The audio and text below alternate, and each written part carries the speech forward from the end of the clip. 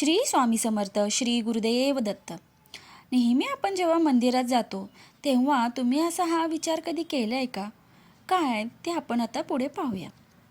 कधी असं झालंय का, नृसिंहवाडीला जाऊन काहीही न मागता फक्त शांत बसलात, काही वेळ दत्त महाराजांसमोर बसून मला काही नको असं मनापासून म्हटलेत, त्या क्षणी जो अनुभव येतो तोच खरा तर दत्तभक्तीचं खऱ्या अर्थाने फल आहे. पण आपण तो क्षणच टाळतो, कारण आपल्याला शांत नको असते, आपल्याला समाधानापेक्षा समाधानाच्या कारणांची गरज असते.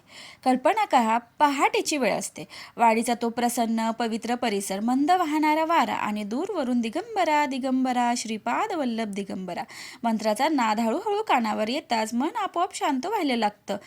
पहा ना, त्या नादात एक वेगळीच शक्ती असते ना.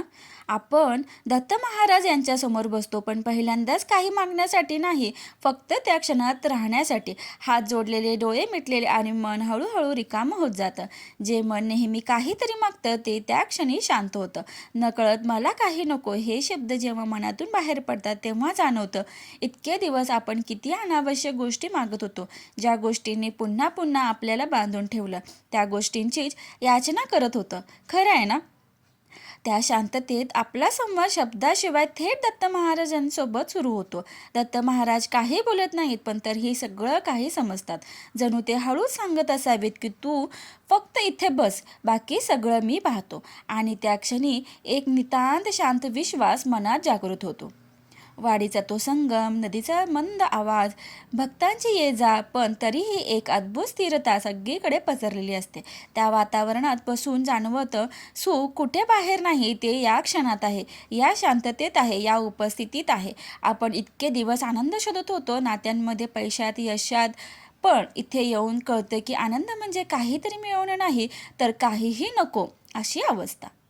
पण इथेच आपण थोडं चुकतो. हा अनुभव मिळवण्याआधीच आपण उठतो, पुन्हा आपल्या जुन्या सवयीमध्ये वळतो आणि मागण्याची यादी पुन्हा सुरू होते. हे दे, ते दे, आणि नकळत आपण त्या अमूल्य क्षणाला गमावतो, तो जो कदाचित आपल्या आयुष्याचा खरा वळण ठरू शकला असता. हो की नाही?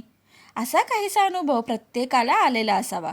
खरं तर नृसिंहवाडीला जाण्याचा अर्थच हा आहे, स्वतःपासून थोडं दूर जाणं आणि दत्त महाराज यांच्या अधिक जवळ जाणं. पण आपण उलट करतो, देवाजवळ जाऊनही स्वतःलाच घट्ट धरून ठेवतो. एकदा तरी वेगळं करून बघा. पुढच्या वेळी वाडीला गेल्यावर काहीही मागू नका, फक्त शांत बसा, काही वेळ स्वतःला विसरा आणि फक्त त्यांच्या उपस्थितीत राहा. बघा कसा अनुभव आणि प्रचिती येते ती. काहींना आली असेल, हो ना? काय वाटतं तुम्हाला? कदाचित त्या दिवशी तुम्हाला काही मिळणार नाही असं वाटेल, मी तर म्हणेल, पण खरं तर त्या दिवशीच तुम्हाला सगळं मिळालेलं असेल. नक्की असं एकदा करून पहा. अवधूत चिंतन. श्री गुरुदेव दत्त. श्री स्वामी समर्थ.